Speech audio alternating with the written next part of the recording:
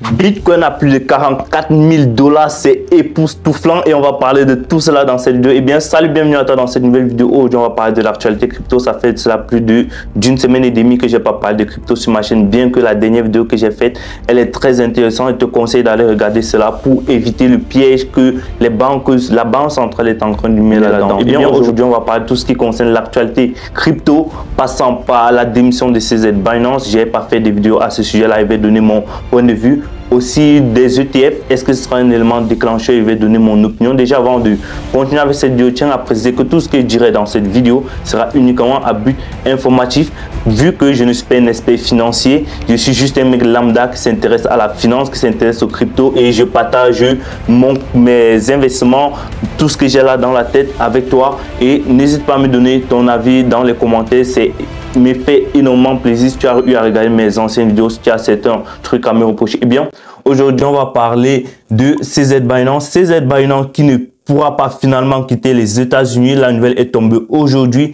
Je vous lis le message. CZ restera finalement aux USA en attendant le verdict final en février. Eh bien, son verdict final sera en février, bien qu'il ait déposé une caution, je crois, d'environ 170 millions de $. Le fondateur de Binance devra rester sur le sol américain dans l'attente de sa condamnation en février pour blanchiment d'argent. Eh bien, vu que même comme moi, mon image de CZ n'était pas de ce côté-là, je doute un peu fort, mais bon, on connaît comment ça se passe.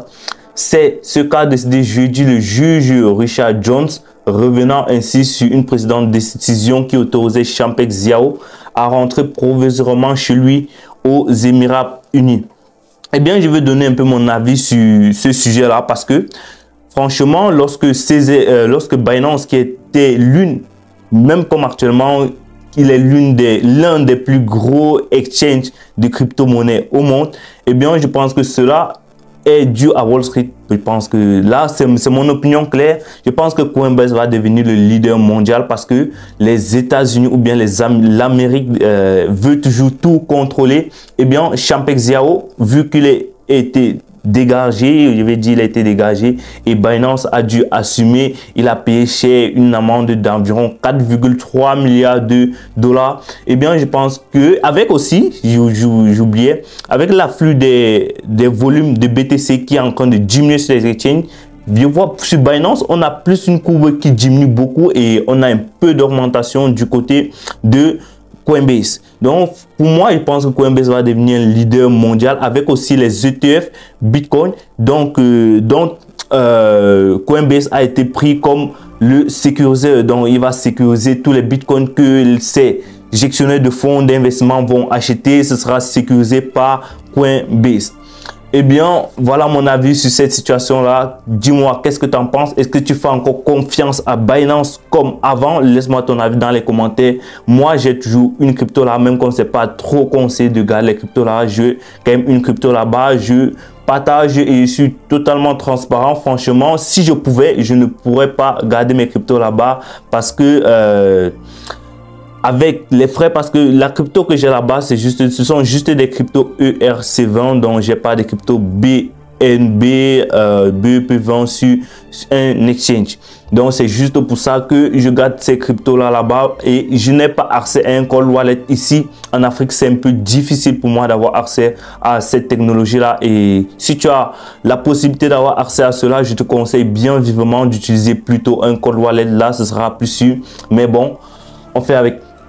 Alors, on passe à ce qu'on appelle les ETF Bitcoin. Si tu connais pas ce qu'on appelle un ETF Bitcoin, en fait, c'est un ETF Bitcoin, c'est une forme d'actif financier qui va te permettre d'agir sur le marché des crypto-monnaies sans toutefois être amené à prendre le risque de la volatilité des crypto-monnaies, parce que c'est pas toi qui vas acheter la crypto-monnaie, c'est un gestionnaire de fonds, une banque qui va acheter cela pour toi. Donc, ce que tu vas faire, c'est que tu vas aller dans la banque, tu vas acheter l'ETF et le gestionnaire de fonds va aller maintenant acheter la crypto et la conserver. Et Coinbase va être le conservateur de ces cryptos-là.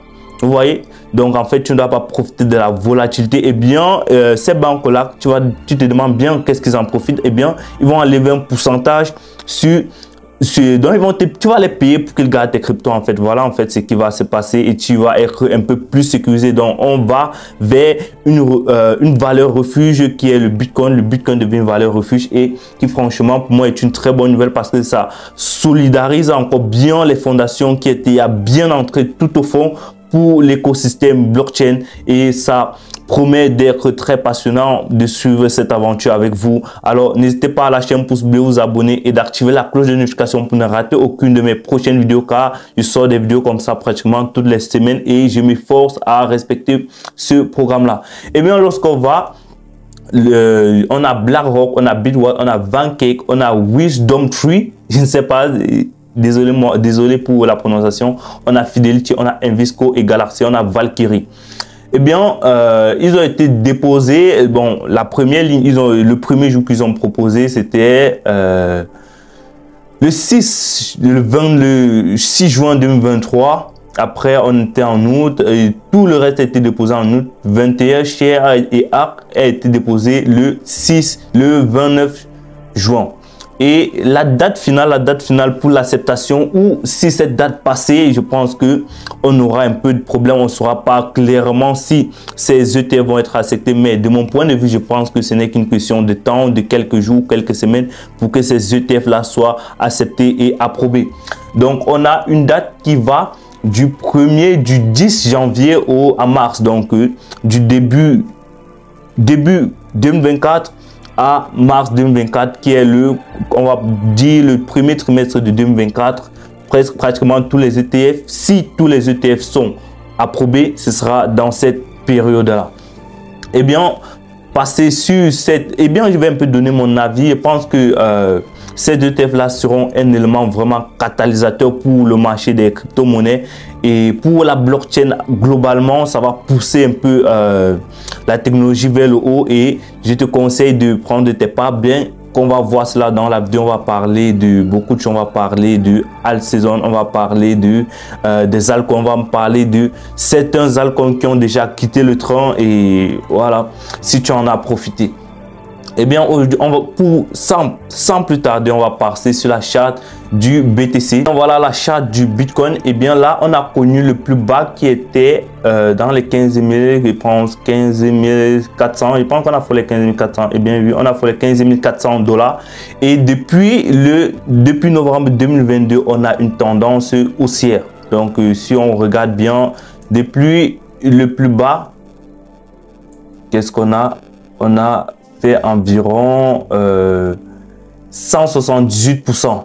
Donc on a fait environ 178% depuis le plus bas, même si après c'était un peu dormant, on ne s'intéressait pas trop aux crypto en ce moment-là, parce que moi personnellement j'ai investi à ce niveau-ci. Attendez, oui, à ce niveau-ci, je pense que en avril, en mars 2022, oui, ici. Oui, j'ai commencé à investir là. Ici en février 2022, c'est là que j'ai commencé à investir, j'ai acheté des cryptos et j'ai profité de toute cette chute-ci et franchement c'était démoralisant pour moi. Déjà, donne-moi ton impression, où as-tu investi dans le cycle des crypto-monnaies? Moi, c'était clairement démoralisant de voir tout cela baisser parce que j'étais nouveau dans l'écosystème, je ne connaissais pas que ça fonctionnait par cycle. Mais là, en fait, avec le temps, ça fait du près de 2 ans que j'étudie bien la blockchain, j'entre bien dans l'écosystème. Et bien, côté technologie, ça m'intéresse encore trop. Donc, ça m'intéresse plus. C'est pas juste pour l'aspect spéculatif. Je m'intéresse vraiment à cette technologie-là et je pense que, je crois aller plus loin avec cette technologie là. Je crois fermement à cette technologie blockchain là, vu tout ce que ça comble, le déficit que le système traditionnel n'arrive pas à combler, et je vois la facilité d'utiliser parce que il faut le dire, le Web3, la blockchain, c'est un peu complexe à comprendre globalement, mais lorsque tu arrives à cerner les bases, je pense que c'est plus facile à utiliser que le système traditionnel où il faut passer par plusieurs niveaux étatiques, que ce soit pour les transactions, pour plein d'autres choses. Eh bien, on fait des bas de plus en plus haut et on fait des hauts de plus en plus haut. Et là, on a une résistance ici. C'était au niveau des 31 000 $. Une résistance qui a été cassée. Eh bien, personnellement, moi, donne mon opinion. Personnellement, moi, je m'attendais à un retest. Mais là, on n'a pas eu de retest. On a plutôt eu une accumulation au niveau d'ici. Attendez, zoom voir. Attendez. Oui, on a eu une accumulation ici. Vous voyez cette accumulation-ci. Et cette accumulation-ci, ce sera qui prouve que les ETF clairement vont ou bien sûrement soit approuvé. Ce n'est plus qu'une question de jours pour que cela soit approuvé. Donc après on a eu cette hausse, eh bien je vous épargne la liquidation. On a liquidé plein de positions sur le BTC, surtout à ce niveau-ci où tout le monde pensait, quand ça atteint les 40 000 $, où tout le monde pensait que ça allait s'inverser. Fallait voir les tweets, tout allait s'inverser. Les gens disaient, moi j'étais, bien que je sois full bullish sur le long terme, moi ici je pensais clairement que ça allait un peu souffler avant de repartir, mais hélas on n'a pas eu cette chance là de voir le BTC souffler un peu. C'est parti et hop, là on est en train de toucher, on est sur la résistance des 44-45 000 $ et on ne sait pas si ça va casser, mais ça va casser sur le long terme, mais dans le court terme, on ne sait pas ce que ça va donner.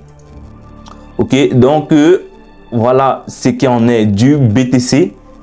Qu'est-ce qu'on est des altcoins? Parce que voilà, certaines personnes se disent que le temps il se fait trop tard pour investir dans les crypto-monnaies, mais personnellement pour moi il ne se fait pas trop tard parce que nous ne sommes qu'au début d'un cycle haussier et je vais vous montrer cela. Attendez. Voilà ce que je disais, nous ne sommes qu'au début d'un cycle haussier. Je prends l'exemple de cette charte ici. En fait, la courbe en bleu, c'est pour le long terme holder, c'est-à-dire c'est pour ceux qui détiennent, qui détiennent des bitcoins il y a cela plus d'un an. Donc, plus d'un an. Et voilà. Donc, et celle en rouge, c'est pour ceux qui détiennent des BTC il y a cela moins d'un an. Et lorsqu'on regarde sur le graphique ici, on constate que 14,9 millions de BTC détenus par les holders long terme et 2,4 millions de BTC détenus par les short term holders. Donc en fait, vous voyez que le Bitcoin devient en fait une valeur refuge parce que ça prouve que les gens ont de plus en plus confiance à cet actif là et ils le conservent pour plus d'années en supposant que le prix va bel et bien augmenter. Eh bien nous sommes là, franchement on n'a pas encore commencé, nous sommes qu'au début d'un bull run et certains altcoins ont déjà fait des fois deux. Des fois, ce qu'il faut bien comprendre sur un bull run, c'est quoi? C'est qu'en fait, lorsque tu as détenu du Bitcoin pendant plusieurs années, lorsque le prix est déjà intéressant pour toi, en fait, tu vas chercher à vendre, à revendre. Et lorsque les long terme, les holders long terme vont chercher à revendre du BTC, en fait, cette courbe-ci va chuter. Et maintenant, la liquidité va arriver dans le marché et les nouveaux vont vouloir acheter, ce qui va créer ce croisement des deux courbes en fait. Et vous voyez que directement le prix s'ensuit parce que les holders long terme sont en train de vendre et le but est partout. On entend parler de crypto-monnaie et là, on a les nouvelles personnes qui arrivent dans l'écosystème et qui achètent et le prix monte. Donc là, en fait, l'écart il est encore très grand. Ce qui suppose que le cycle 2024-2025 sera un très grand cycle. Personnellement, pour moi, je pense qu'après ce cycle, bien qu'on aura encore d'autres percées, je pense que ce sera un peu plus contrôlé. On aura plus de cycles fous. Ça, c'est mon avis à moi, je maintiens cela. On aura plus de cycles fous comme le cycle qui est en train d'arriver. Pourquoi? Parce qu'on a là le gouvernement qui est en train d'ancrer, les institutions qui sont en train d'entrer dedans. Et plus ils vont chercher à stabiliser la chose et on n'aura plus on aura de la volatilité, mais on n'aura plus, c'est mon point de vue encore une fois, je précise, on n'aura plus un grand cycle comme ce qui est en train d'arriver ou bien comme les précédents. Donc, c'était pour vous montrer un tout petit peu. Attendez, je vous montre encore une autre charte qui va vous intéresser probablement. Je vous montre aussi cette charte ici qui est pour la liquidité. Donc, la liquidité qui arrive sur le marché. Et bien là, on voit que, comme je vous le disais, on n'a pas encore de grandes personnes qui s'intéressent aux crypto-monnaies. C'est ceux qui étaient là depuis, qui sont toujours là en train d'investir et tout et tout. Et là, on voit que lorsqu'on a beaucoup de liquidité, là, dans le cycle de 2011, on a fait 1 x 30 lorsque ici est devenu clairement vert. Donc, ici, nous sommes qu'au début du cycle, vous voyez. Ici, en 2022, c'était en septembre 2020. Ici, nous sommes en octobre 2023. Septembre 2020 et on atteint l'ATH dans les novembre 2021 quelque part là. Et là, nous sommes en octobre 2023 et on n'a pas encore assez de liquidité. Donc, nous sommes qu'au début du cycle. Il faut bien se positionner sur les projets très forts et on va parler de cela, de quelques narratifs qui pourraient bien t'intéresser dans ce nouveau bull run, si on va dire comme ça, super bull run ou bien super cycle de bull run. Parce que franchement, ce bull run, il va rendre les gens fous, surtout pour ceux qui sont positionnés là, il faut qu'on précise. Eh bien, sans plus tarder, on rentre sur notre capitalisation des altcoins. Exclus BTC et ETH qui sont les deux whales ou bien les deux requins du monde des crypto-monnaies en fait. Qu'est-ce qu'on a ici? Attendez, je mets ici sans logarithmique. Ok, nous voyons là que ici on a eu l'ATH du market cap des altcoins en novembre, c'était en novembre 2021. Oui, novembre 2021 et on voit que après cela on est toujours dans un range, je vais dire, on est toujours dans un range qui a duré 517 jours, environ près de 2 ans. Nous sommes toujours dans le range et là on voit qu'on commence peu à peu à sortir dans le range. Si on trace peut-être une ligne de tendance, on voit que nous sommes au niveau de la résistance du market cap des altcoins. Eh bien, il faut se positionner sur les icônes, bien que on a eu une petite alt saison ici. Personnellement, j'en ai profité un peu sur une crypto et je vais vous en parler tout juste après. On a fait 53%, on a gagné 53% depuis le plus bas du range. Ok, depuis le plus bas du range, on a gagné 53% et ça ne va continuer qu'à monter parce qu'il faut comprendre les cycles du marché. Je vous explique rapidement les cycles du marché. En fait, dans le marché, on a plusieurs cycles. Je vous explique rapidement. Lorsque une nouvelle personne, on va prendre une psychologie très simple, lorsqu'une nouvelle personne entend parler des crypto-monnaies, il s'intéresse à quoi? Au Bitcoin. Eh bien, l'argent investi dans Bitcoin va rapporter les bénéfices parce que c'est là-bas qu'on va plus investir les fonds au début. Cet argent-là, en fait, une fois qu'il y aura prise de profit, on va s'intéresser directement à la deuxième qui est l'Ether. Et quand l'Ether va atteindre un certain ATH, tout cet argent-là va se déverser sur les autres altcoins et c'est là qu'on va voir ce qu'on appelle bel et bien une alt saison. Là, nous ne sommes pas encore une alt saison, nous sommes tout juste au début d'un bull run. On va dire que nous sommes à quel niveau? Attendez, nous sommes ici quelque part là, oui, attendez, oui, quelque part là sur l'ancien cycle 2020. Nous sommes en 2020, là nous sommes en 2020, donc nous sommes quelque part ici. Après, vu que en 2020 on a connu cette voilà, attendez, ça c'est 735 jours. On a connu ce range de 735 jours. Donc, nous sommes quelque part ici au niveau de la résistance si on veut comparer à 2020. Et vous voyez que tout juste là, on a eu cette explosion. Nous ne sommes qu'au début et je vais vous montrer que il y a des projets qui ont fait des fois 10, des fois 2. Clairement, j'ai fait un x2 sur un projet qui est Hash of God que j'en ai parlé dans mon ancienne vidéo des top 5 des crypto-monnaies à suivre. Si tu n'as pas regardé, je te conseille de regarder. Laisse le lien tout juste là ou bien va regarder cette vidéo et n'hésite pas de me dire en commentaire ton impression. Qu'est-ce que tu penses de ce nouveau cycle? Est-ce que ce sera un cycle vraiment magique? Je ne sais pas. Pour moi, ce sera vraiment... Ce sera le dernier cycle vraiment qui va propulser l'écosystème parce qu'après ça, je pense qu'on aura une réglementation plus rude au niveau du secteur des crypto-monnaies. On passe directement aux narratifs que moi je pense qu'ils vont exploser dans le prochain bull run. Et déjà, je tiens à préciser que ces vidéos-ci sont faites avec... J'ai réuni beaucoup de connaissances et fait beaucoup de recherches, que ce soit en passant par Paul Crypto Formation, que ce soit par la newsletter de Julien Roman, en regardant beaucoup de ces vidéos, en suivant sa newsletter pour dire que ces informations sont vérifiées et j'ajoute à cela mes propres recherches pour vous apporter du meilleur contenu. Et bien là, sur les narratifs qu'on peut suivre, et je parle des narratifs que moi j'ai dans mon portefeuille, on a déjà le gaming. Moi j'ai le gaming, j'ai une crypto gaming dans mon portefeuille. Ça t'intéresse, j'en ai parlé dans mon ancienne vidéo, c'est Hash of God. Donc on a gaming, après on a les real world assets parce que ici après la réglementation va chercher à tokeniser les actifs réels et il faut clairement investir dans ce domaine là déjà pour le bon du trésor qui fait des partenariats avec certains projets. Après, on a les projets comme Centrifuge sur le... Attendez, je vous montre. Comme je parlais, on a les Real World Assets, on a la crypto Centrifuge qui est vraiment quelque chose de très solide. Pour moi, ça a des très bons fondamentaux. Si on regarde au niveau de la charte, qu'est-ce qu'on a? Et ici, on commence peu à peu à sortir du range. Sur cette crypto, si on commence peu à peu à sortir du range avec les volumes qui sont en train de s'affluer à ce niveau-ci. Donc, on voit là que nous sommes au niveau d'une résistance ici sur Centrifuge. Eh bien, ce n'était pas là le but. On a Centrifuge, on a aussi...